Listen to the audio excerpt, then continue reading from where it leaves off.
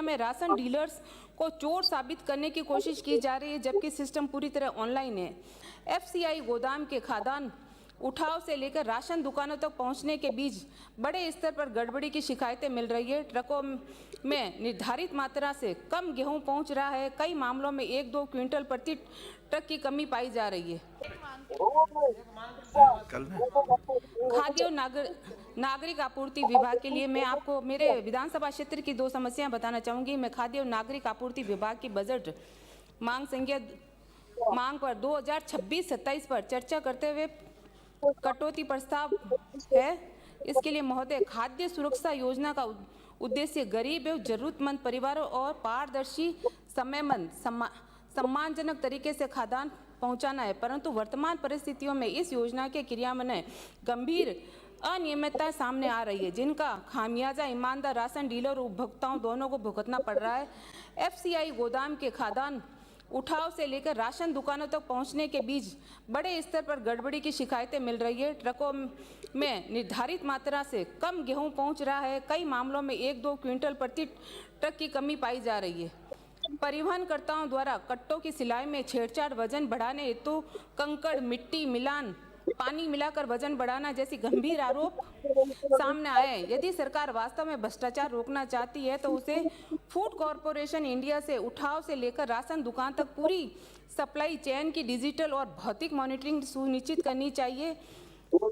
आज राशन दुकानों पर e POS machine, online entry, OTP system, electronic कांटे सब पहले से लागू हैं। प्रधानमंत्री नरेंद्र मोदी द्वारा वन नेशनल वन का राशन कार्ड की सुविधा दी गई है। इससे उपभोक्ता कहीं से भी राशन प्राप्त कर सकता है। इसके बावजूद मीडिया में राशन डीलर्स को चोर साबित करने की कोशिश की जा रही है, जबकि सिस्टम पूरी तरह ऑनलाइन है।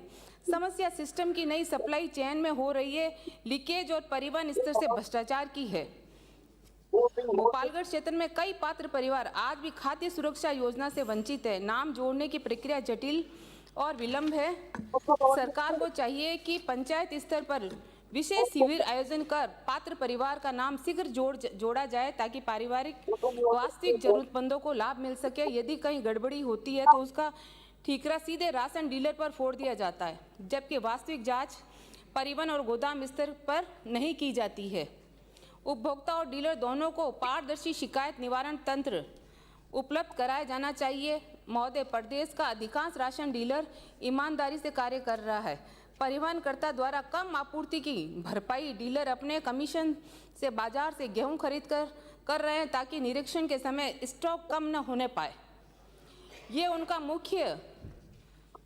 मुख्य आजीविका साधन है। वे मानदेय की आशा लगाए बैठे हैं। समाज में उसकी प्रतिष्ठा और जनसंपर्क जुड़ा है। वर्षों से यही कार्य करते हुए जीवन शैली इसी से जुड़ी हुई है।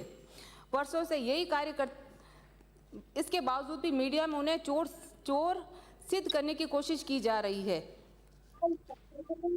वर्ष भर पूर्व के लिए इलेक्ट्रॉनिक कांटों में तकनीकी खामियां थी। आज वे अधिकांश दुकानों में अनुपयोगी व्यवस्था में पड़े। ऐसे क्षतिग्रस्त कांटों के भरोसे फरवरी माह से अनियमित वितरण का आदेश देना न केवल डीलर बल्कि उपभोक्ताओं को भी परेशानी में डाल देगा।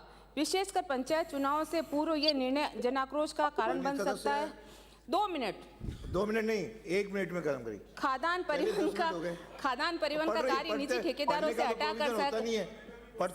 हटाकर सरकारी एजेंसियों को दिए गए एफआईसी के दुकान एंड टू एंड मॉनिटरिंग लागू की जाए। 5, 10, 20 किलो के पैकेट में सीलबंद खाद्यान्न सप्लाई किए जाए, ताकि वजन विवाद समाप्त हो। इलेक्ट्रॉनिक कांटों की अनियमितता से पूर्ण उनकी गुणवत्ता जांच और प्रतिस्थापना की जाए। राशन डीलर को मानदेय और सम्मानजनक कार्य वातावरण सुनिश्चित किया जाए। भोपालगढ़ क्षेत्र में पात्र परिवारों का नाम जोड़ने हेतु विशेष अभियान चलाया जाए।